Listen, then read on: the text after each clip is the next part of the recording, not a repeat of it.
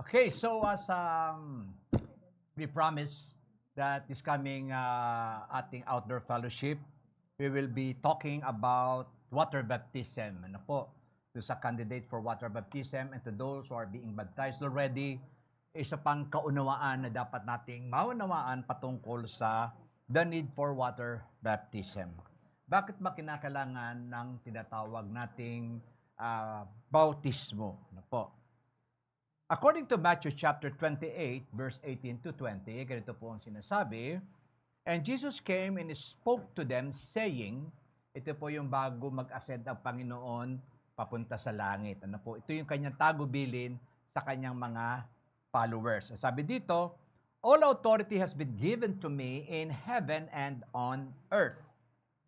Go therefore and make disciples of all the nations, baptizing them in the name of the Father and of the Son and of the Holy Spirit, teaching them to observe all things that I have commanded you, and lo, I am with you always, even to the end of the age." Amen. Pagpalain ng Panginoon ng kanyang salita. So, sa unang mga statement na sinabi dito, isinaysay is, all authority in heaven and on earth.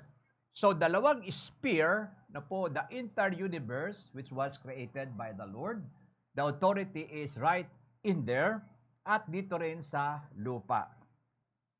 So, the supreme authority directed us to go and make disciple. It is not an options. Kaya bilang isang mananampalataya, ikaw ay mayroong mandato mula sa trono ng Diyos na share the gospel. Share your testimony. Share your life to them upang sa ganun ay makita rin nila ang magandang buhay na idinulot ng iyong pananampalataya at pagkilala kay Hesus Kristo upang sa ganun sila ay manampalataya rin. Okay. The word baptism or baptizo sa wikang Grego, actually wala siyang translation sa atin pong lingwahe, even to the English language. So, nagkaroon lang ng tinatawag na transliteration. Sounds like. So, hindi kagaya ng ibang Greek word, for example, agape, it talks about, ang translation niyan is unconditional love. So, natatranslate siya, no? Nai-interpret siya sa English translation tulad ng pistis or faith or pananampalataya. But the word baptizo, wala po. So, transliterated siya na ginawang baptism. So, we cannot define what is the meaning of baptizo, but in the entire Bible, makikita natin ang substance of the so-called baptizo. Parang ano yan eh, para yung word na Trinity. Hindi mo makikita sa Biblia ang word the Trinity, but the essence and the substance of the Trinity is very visible sa Biblia. Now, unawain natin ngayon, ano ba ang tinatawag na bautismo? Okay. Baptism, in the biblical sense, sa ginawa doon, mamaya tatalakayin natin yung journey na yun is to plunge, no? To immerse completely, ilubog siya ng gusto, to subdue, no? O total complete immersion. So it is like something na when you dye a cloth, di ba? Yung nagdaday tayo ng cloth. Or ito yung ginagamit din sa mga factory, meron silang raw materials na mga cloth. Tapos, idaday nila yon, isusok nila yon. Kung siya ay dating puti, pag isinok siya doon, sinubmerge siya doon, for example, ang kanyang inihandang dye is red, paglabas nun, red na siya. O kung ito man ay blue, paglabas niya, blue na siya. Yun ang ibig sabihin ng baptism or submerge or completely immerse doon sa tubig. Pero tingnan natin, ano ba talaga ang biblical essence ng mga bagay na ito? Why is it a believer na nampalataya kay Kristo need to be baptized? Bakit siya kailangan bautismuhan? Di ba ang bautismo naman wala namang kinalaman sa kaligtasan mo. Ibig sabihin, hindi naman yung pagbabautismo kaya ka naligtas. But, sabi nga natin, wag nating i-separate yung mga bagay na pinagsama ng Diyos. What God put together, let no man put asunder. So ito ay ginamit, no, sa pag-aasawa. Ang pinagsama ng Diyos, wag paghiwalay ng tao. But generally speaking, pwede natin itong i-apply kung ano ang pinagsama ng Panginoon, wag natin paghiwalayin. For example, mercy and grace. Parati sila magkasama. Because you cannot obtain the so-called grace without the mercy. At we cannot obtain grace or mercy without the grace. So parati silang magkasama. Huwag natin paghihiwalayin. Okay. Now, ganun din dito sa being a believer of Christ, baptism is necessary. Makikita natin kung ano ang ibig pakahulugan nito, bakit kinakailangan yung mga bagay na yun. Now, let's go to our journey. Biblical events of immersion or baptism. Okay, paki-plus nga ang ating exhibit 1, please.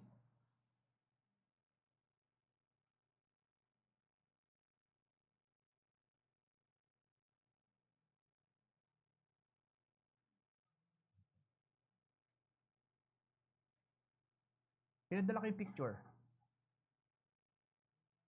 Okay. So, let's go. So, in the time of Noah, mag-concentrate tayo kay Noah. So, si Noah, the world, o yung mundong ginagalawan ni Noah at that particular time is a chaotic world. Diba? Andun na yung kasalanan ng tao, nagpa-flourish, andun na yung lasciviousness, everything. Ang sabi doon, yung kasalanan ng tao in the days of Noah, nakarating na doon sa trono ng Diyos. And God decided na kanyang lipulin ang mga ito kasi, mga kapatid, the reason why, in the eyes of God, kung bakit niya aalisin yun, because it will contaminate the coming generation. Tandaan ninyo, yan ang Panginoon. Kung bakit niya inaalis yung mga bagay na yun, not for the sake of the so-called Galicia whatsoever, that is the consequence of your wrongdoings. Pero kung bakit niya inaalis yun, para hindi na maapektuhan ang mga darating na henerasyon. Bakit ang mga tao na nagkakasala sa batas ay inaalis sa komunidad? At yun ang tinatawag nating people deprived of liberty. Kasi kaya sila inaalis doon dahil to protect yung mga tao. Kaya sila ay kinukonfined sa isang place o tinatawag nating kulungan para hindi na sila makapanalanta pa ng buhay ng ibang tao. Yun ang reasons. Now, doon in the times of Noah, okay, so nangyari, inutusan ngayon ng Panginoon si Noah kasi God decided na gugunawin niya ang mundo sa pamamagitan ng tubig. Okay. So, for how many years na ginawa yun? I think 120 years ginawa yung arko. No? Kasi noon, wala pa namang mga machineries. Talagang manual lang ginawa. Pag-iisipin mga paano ba ginawa ni Noah yung ark na yun na napakalaki? Kasi lahat ng clean animals, 2 pairs, tapos 1 pair sa unclean animals, isinakay lahat doon.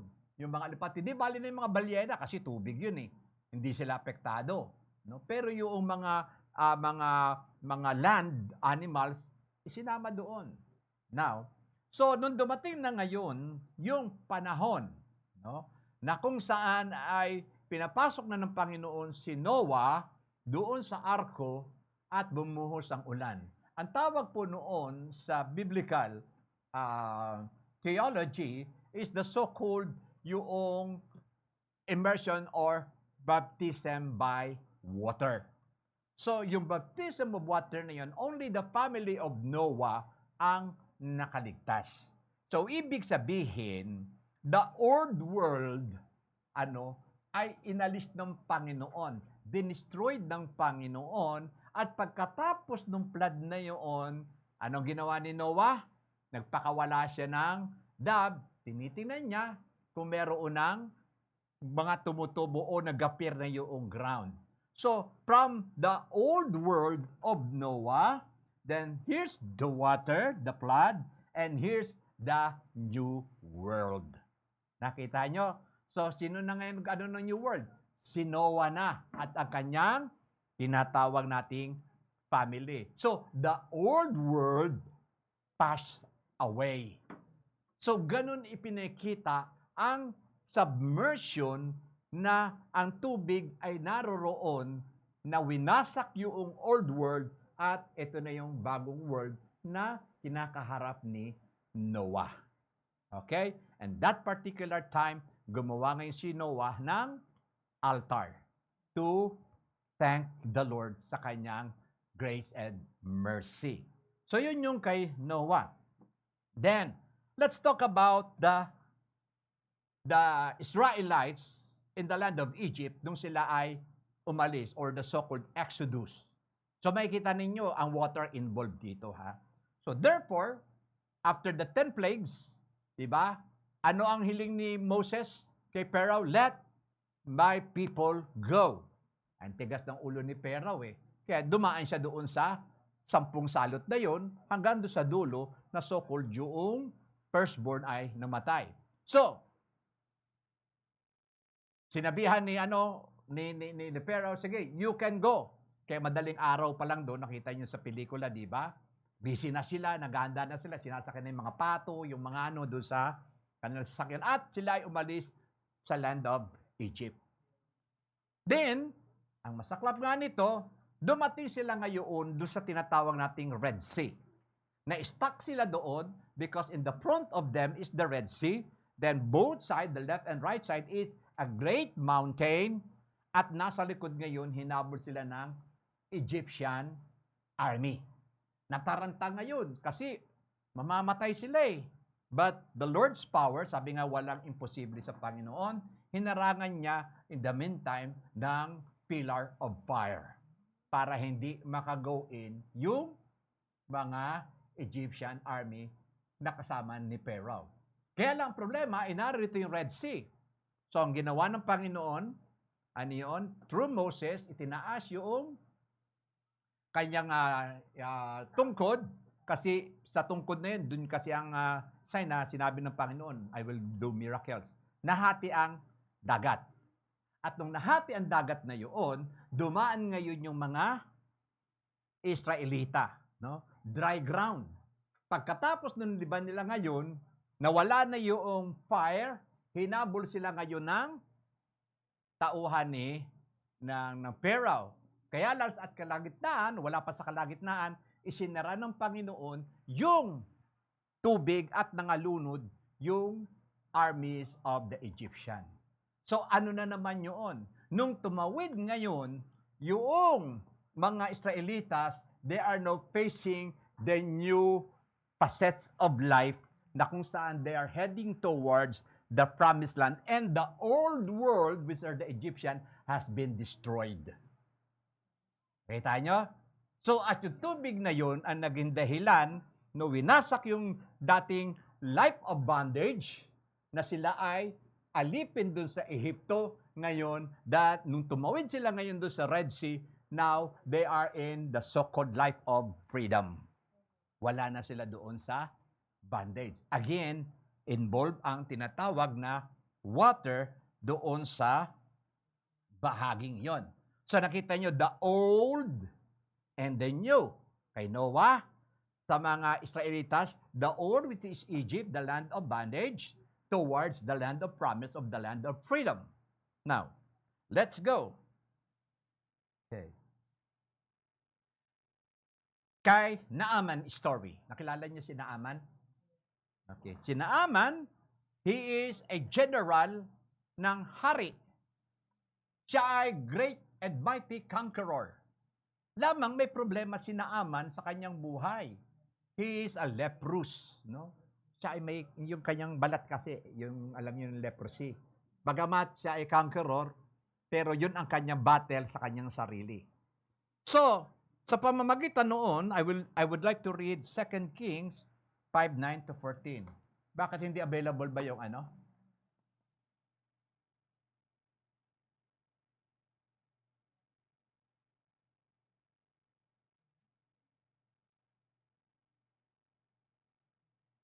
Ha? Pero dala ko kay Grace.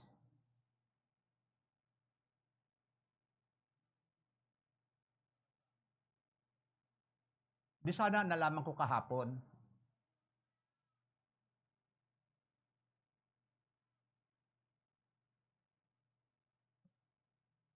Okay. So let's talk about Naaman's story. So 2 King chapter 5, 9 to 14. Then Naaman, okay, went his horses, kasi si Naaman, very frustrated siya. Though he is a mighty army, meron siyang tinatawag na favor sa hari. Yun ang frustration niya sa kanyang buhay. Yung sakit niya na leprosy. Ngayon, merong isang babae captured. Alam niyo naman kasi sa panahon nun, pag tinangker mo ang isang kingdom, yung mga naroroon na gusto mong kunin, magiging alipin.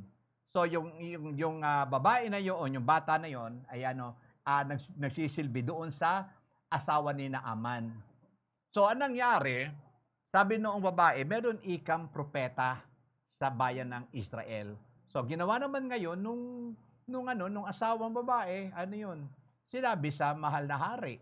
Kaya mahal na hari gumawa ng sulat at pinapupunta si Naaman, na ganyan-ganyan. Pagalingin daw si Naaman. Kaya nung tinanggap ngayon ng hari ng Israel, sabi niya, Diyos ba ako? Kasi ibig sabihin, pagka ganun kasi, if you are not tinatawag na willing to grant or you cannot grant yung hinihiling ng hari, gera kasi ang ibig sabihin nun.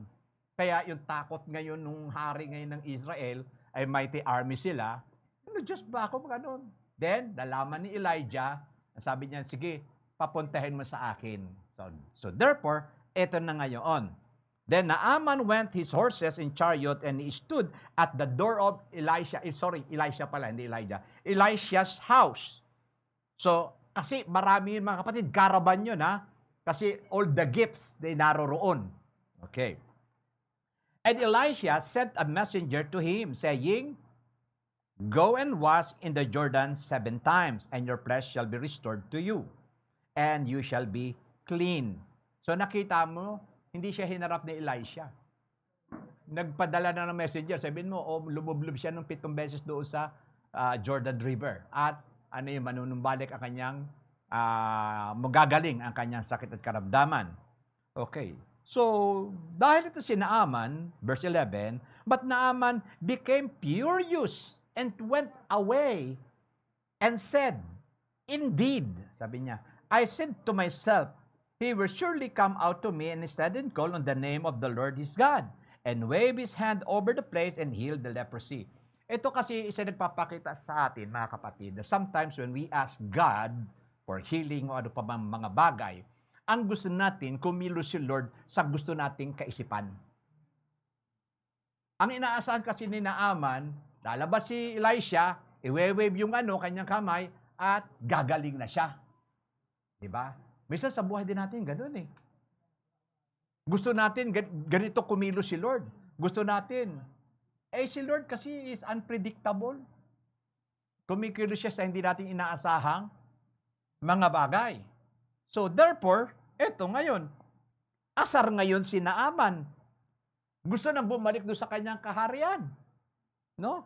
Buti na lang, alam nyo, maganda talaga ang merong mga kasama. Meron kang tinatawag na circle of friends na magbibigay sa iyo ng magandang payo. Marami kasi circle of friends eh. Di ba? Na yun, na mapapariwara ka. But here, buti na lamang, yung mga sundalo ni Naaman, ang ganito sinabi. Ang sabi ni Naaman, Are not the Abana and the Papar, the river of Damascus, better than all the waters of Israel? Minsan ganun no? Minsan sa ating sinasabi ni Lord na hindi kita pababayaan, ganito. Talagang hanap buhay siya. Kahit tinatawag na nalalagay na sa alanganin ang kanyang spiritual life.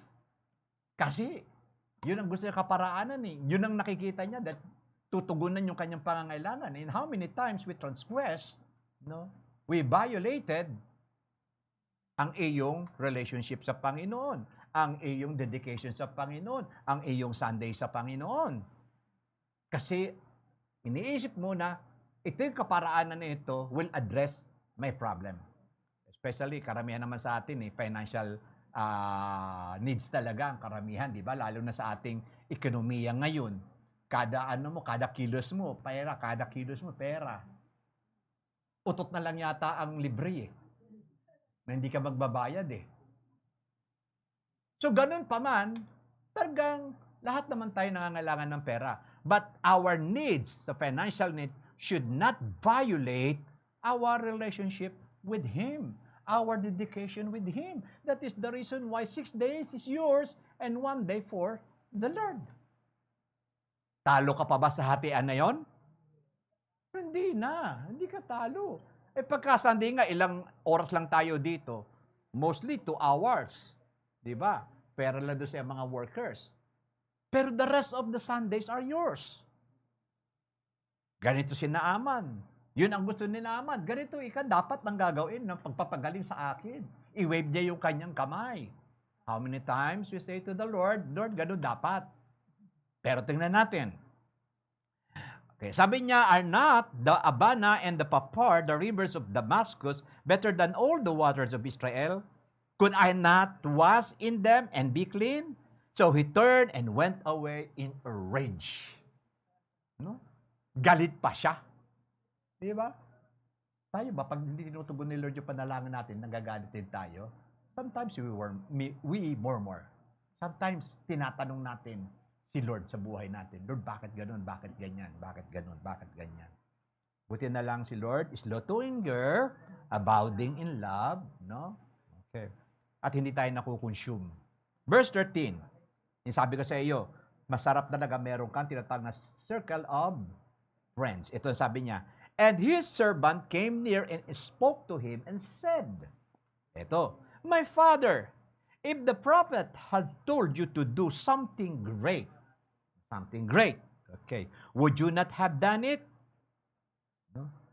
Kumbaga, pag inutos siya ng hari, conquerin mo yung, yung mighty kingdom na yun. Gagawin ni Naaman, mamarsiya siya and conquer the kingdom. So yun ang tanong noong servant sa kanya, hindi ba ikakonquer mo kung ganun ang sasabihin ng propeta? So, definitely, the answer is, kaya niya.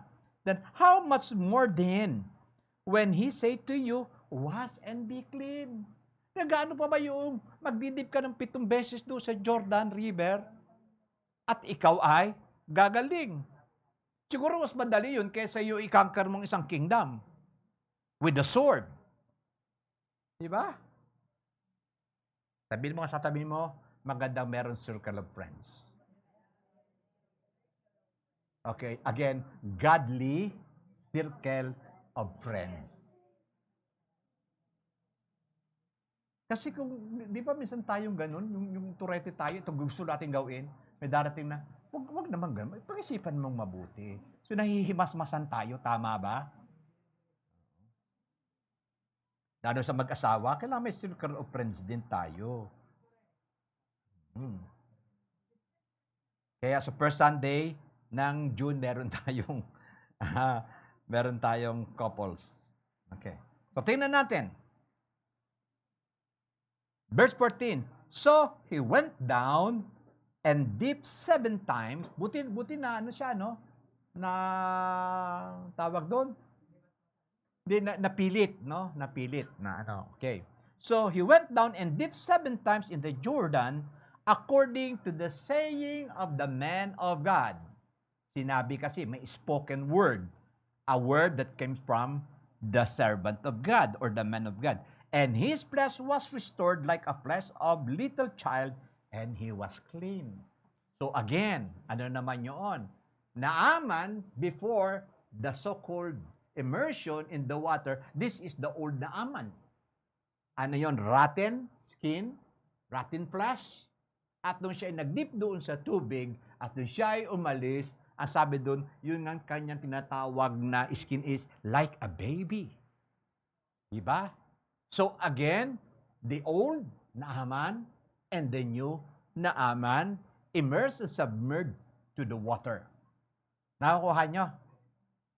Okay, ano yung kay Noah? The old world, the new world.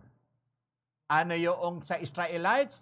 the land of bondage and the land of freedom. Then dito, si Naaman, the old Naaman, and the new Naaman, healed. Okay. Now, water is the dividing line between the old and the new. Okay? So this water, ito daw yung dividing line sa old and new. So therefore, okay, in baptism in the New Testament, okay, meron pa dito. Matthew 3:1-3. In those days, John the Baptist came preaching in the wilderness of Judea. Okay. Saying, repent, for the kingdom of heaven is at hand. So, ang sabi niya, repent. So, therefore, John is in the wilderness like in the wilderness to the promised land. Ipinakita dito na si John the Baptist, nabubuhay siya doon sa wilderness. Kaya mayroong great significance talaga bawat detalye sa Biblia. So ito ay kung saan nagpapakita that the Israelites lives in the wilderness, then in the world of repentance, doon nadadala sila sa tinatawag na promised land. So, saying, repent for the kingdom of God is at hand.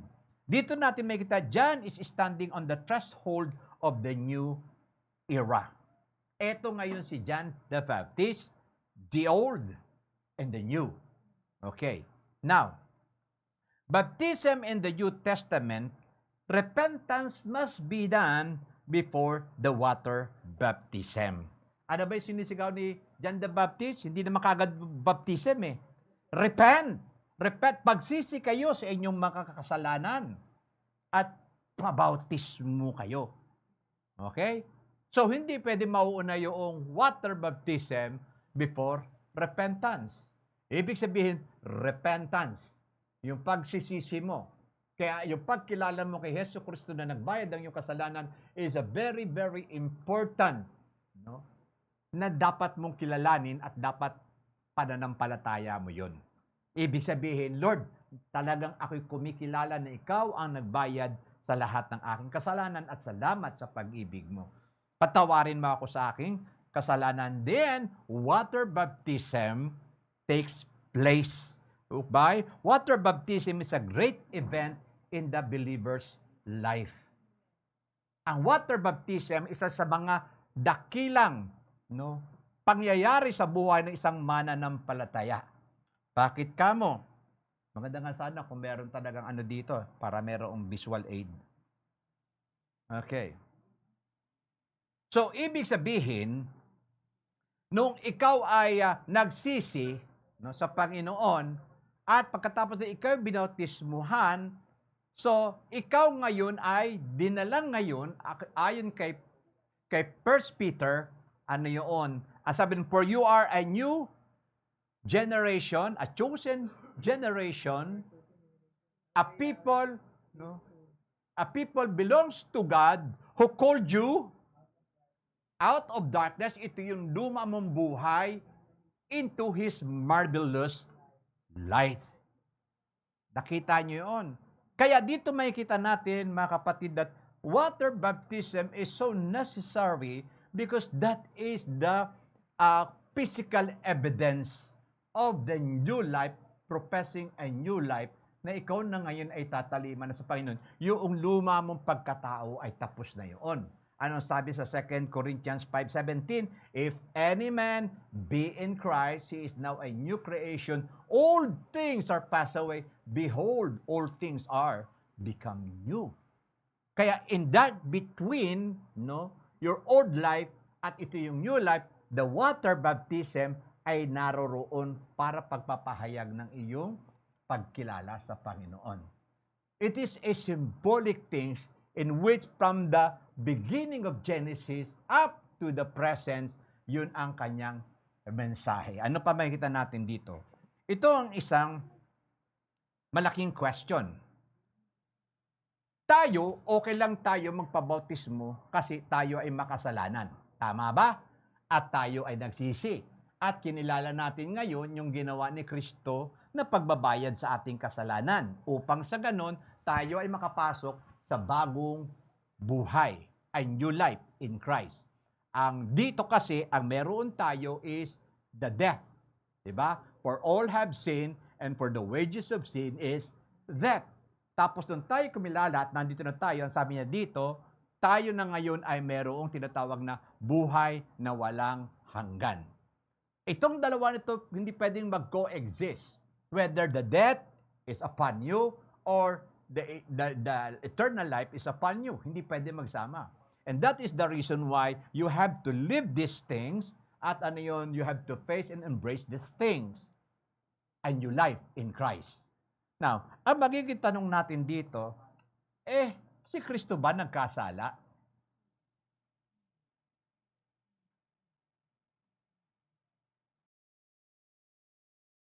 Hindi ang sagot. Hindi.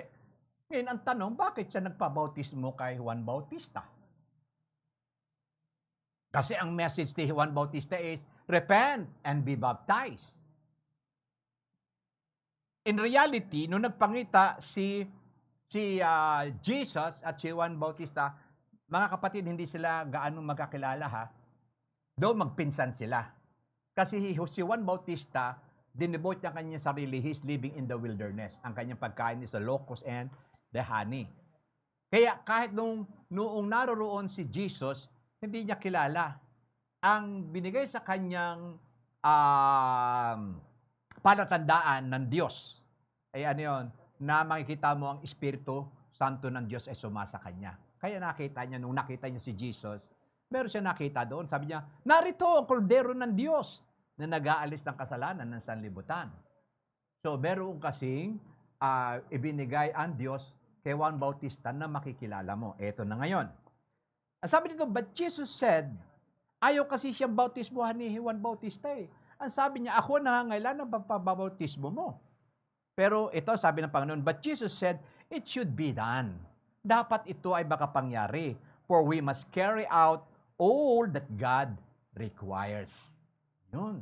So, dapat makapangyari ang ninanais ng Diyos. Sa other translation, so that the Scripture must be fulfilled. Now, ang tanong, ano yung bautismo at anong bautismo si Kristo papasok? Okay, tingnan natin. So John agreed to baptize him. After his baptism, and Jesus came out of the water, the heavens were opened and saw the Spirit of God descending like a dove and settling him. Okay. So dito natin makita, and a voice from heaven said, this is my dearly loved Son who bring me great joy. Sa other translations, sa New King James, this is my beloved Son whom I am well pleased. Okay. So yun ang sabi doon. Now, ano ngayon? Bakit sinabi ko kanina that water baptism is one of the great events sa buhay ng isang mananampalataya? Because sa water baptism of Jesus Christ, the triune God is present. Nakita nyo? The Father celebrated. The Holy Spirit celebrated. Naroroon silang tatlo. So therefore, kung makikita natin, sa binasa natin doon sa ating text, sabi doon, those who believe shall be baptized in the name of the Father, the Son, and the Holy Spirit. The same witness, if you are being baptized in the water, siya ay nakawitness sa iyo nung ganun din na binautismuhan si Kristo, present ang triune God. So isn't it a great event sa buhay mo? Kasi witness yung tatlong person sa buhay mo nung ikaw ay binautismuhan. See? Now, dito, ang pagkakaiba lang ng bautismo ng Panginoon is this. Jesus' baptism is identifying himself to the humanity. Doon siya binautismuhan. Hindi sa kanyang kasalanan, kundi papasok siya ngayon na ang kanyang buhay ngayon is identified into the humanity. Kaya sabi doon, siya ay, inalis niya ang kanyang pagiging Diyos at siya ay naging alipin. Then what happened after the baptism? Hindi ba Si Kristo ay dinala ng Espiritu Santo sa wilderness para tuksuhin. Na yun ang nangyari sa Garden of Eden because every human being, no, ay haharap sa ganitong uri ng buhay. Kaya nakita nyo, kailan nyo lang nakita si Jesus from Bethlehem, from the manger, then at the age of 12, nakita siya sa templo, wala nang ibang record. Pero after the baptism being identified to the humanity, ang tawag po kasi doon is the kinsman redeemer. Ibig sabihin, kauri mo, katulad mo ang tutubo sa iyong kasalanan. Kasi if we're going to study the kinsman redeemer, halimbawa ikaw ay may utang, at ako ay kamag-anakan mo, hindi ka makabayad, ako pwedeng tumayo bilang pagbabayad ng utang mo. So, kinsman redeemer, so Jesus' baptism is the so-called identification of Him that He is a human being. Ano yun? Sabihin natin, hindi vulnerable siya sa tinatawag na pagkakasala. Kaya the temptation being given to Jesus is the same temptation nung naroroon si Adan at si Eva. By nature, human being is not a sinner. By nature.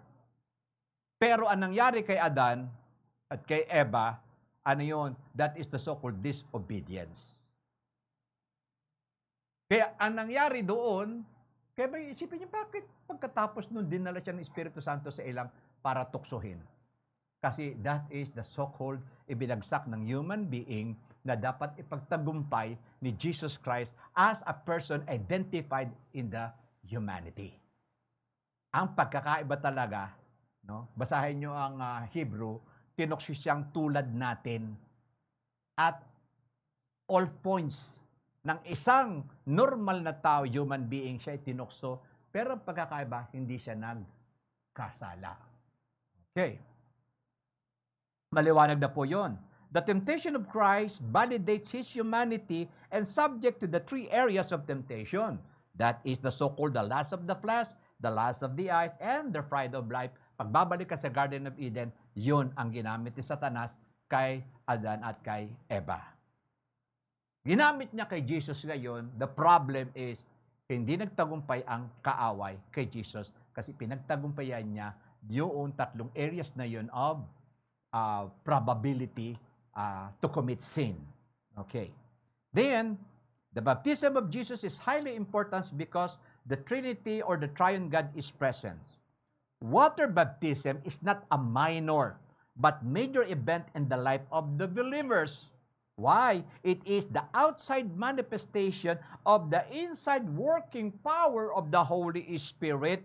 Ano yun? You were birthed in the family or kingdom of God.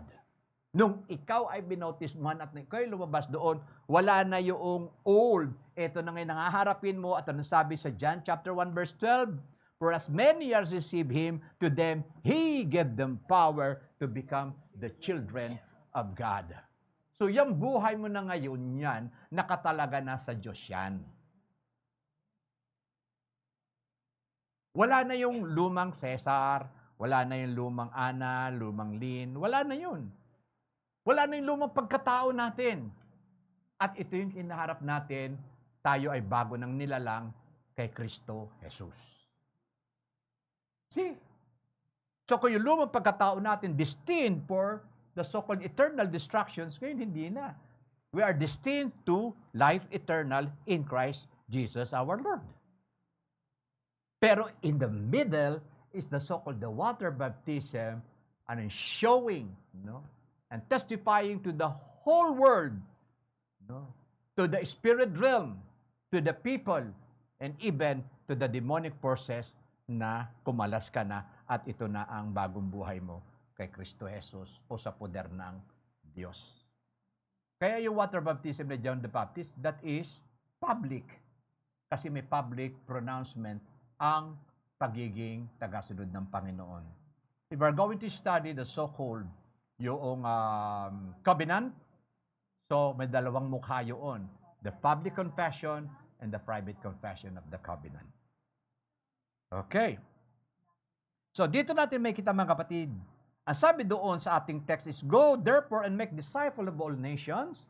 Ang sabi daw doon, make disciple. Ang sabi daw ba, make believers? Disciple. Being a believer is the first step at ang pagiging believers mo, mas, no? Kinakailangan siya lumago. Kinakailangan siya mag-progress. Heading towards disciple. Kaya dapat talaga, ang bawat mananampalataya talaga ay involved kayo sa Bible study. Because yun ang nagpapalago ng ating pong kabatiran sa pagkilala sa Panginoon. So, hindi po pwede yung believers after na yun na, ay, ligtas na ako, pupunta na ako ng langit. Ba, pagpunta mo ng langit, you're a stranger because hindi mo alam mga ginagawa nila. Nagpupuri na pala sila. Hindi mo alam. Pagpupuri pala yun. Di ba?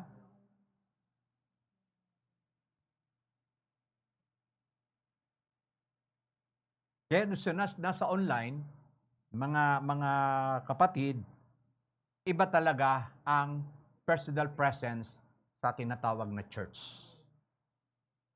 Para yung, just for a simple illustrations, kung gumawa kayo ng tinatawag na fireplace, pag malamig, tapos nilagyan nyo ng TV na ito, na screen, tapos inilagay nyo yung apoy, kahawig lang siya ng fireplace, pero walang init na lumalabas.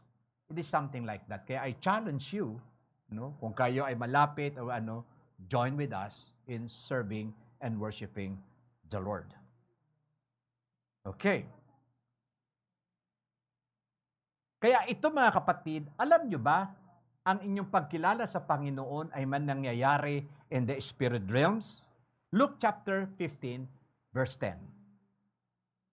Ang sabi diyan, likewise, I say to you, there is joy in the presence of the angels of God over one sinner who repents.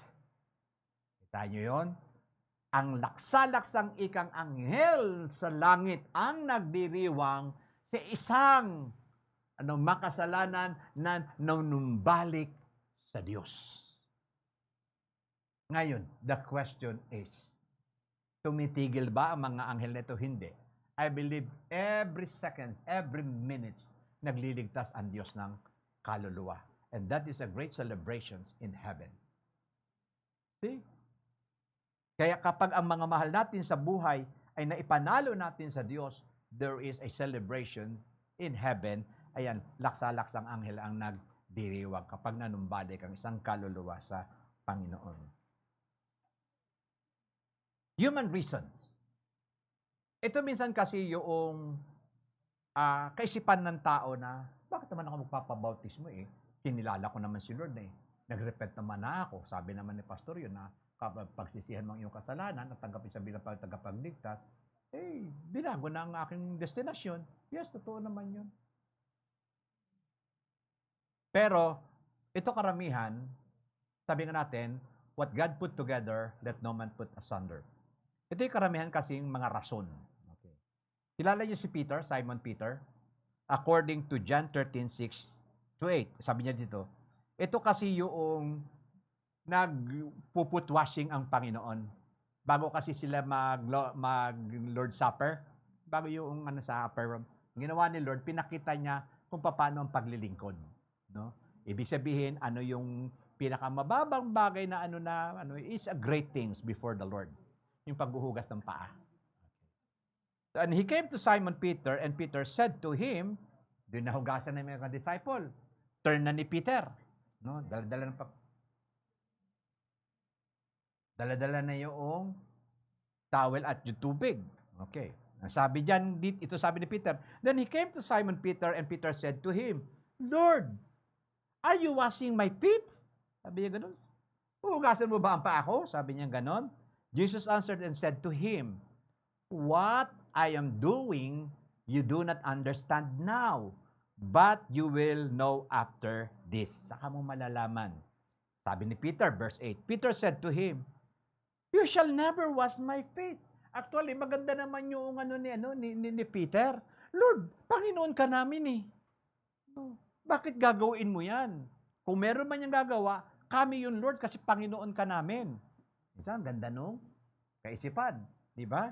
Pero ito sabi ng Panginoon. Peter said to him, "You shall never wash my feet." Jesus answered him, "If I do not wash you, you have no part with me." See? So anong ibig sabihin din nun? If the so-called kaligtasan is concerned, salvation is concerned, the water baptism is right in there for you to declare sa harapan ng Lord, sa harapan ng tao at sa iyong sarili. Kasi yun yung point of reference mo eh. Paano mo sasabihin sa sarili mo na tinanggap mo ang Panginoong Hesukristo sa buhay mo with physical evidence? Yes, totoo, heart yan. Pero ito ang sinasabi ng Panginoon.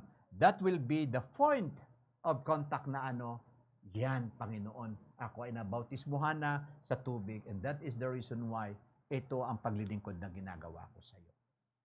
That is a very important thing. Kaya sabi dito ni Pedro, Lord, ganda naman yun ni Pedro, di ba? Kasi Panginoon siya eh. Di ba? Parang pastor. No? Ako yung maghahanda ng kape ninyo. Sasabihin mo sa akin, pastor, wag na, ako nagagawa ng kape ko. Wag, baka masira yung machine ko. Sabi ganun eh, no? Hindi ibig sabihin, minsan akala natin maganda yung reasons natin. Pero if we are going to see it in line with the Word of God, tulad ni Pedro, hindi pala tama.